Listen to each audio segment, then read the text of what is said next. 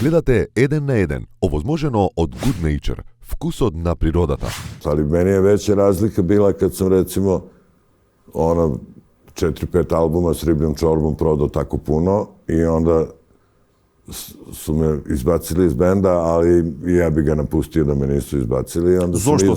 Se zasiti ili što? Pa i to, nego mislim bila glupa situacija. Mi smo se dogovorili da imamo slobodno leto i ja sam otišao na Mljet. I sad to nije bilo vreme kad je na ostrvu Mljet u Hrvatskoj.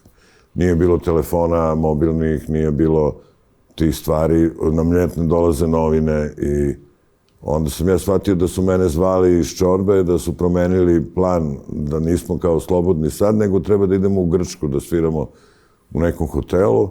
I ja to prvo nisam čuo, i da sam čuo ne znam da li bi se vraćao. I kad sam došao u Dubrovnik, znači sa ostrva u Dubrovnik pa da idem za Beograd, sam kupio novine i u novinama piše da su oni uzeli dvojicu novih gitarista. Tad je otišao. I ti tako doznavaš? Da, pa dobro, ali nisam se ja nešto to njima mnogo zamerio, znaš.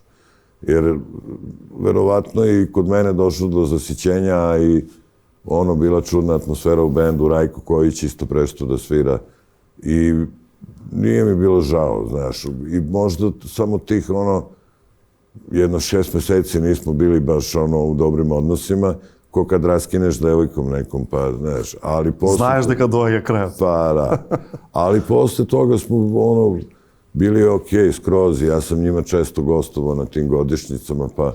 Pa i ti je kaj tebe i oni kod mene i išli smo zajedno za Australiju i tako. Jednom je išla Riblja čorba, pa sam ja njima bio gost, a jednom je išao moj bend, pa je Bora nama bio gost, tako da okej smo.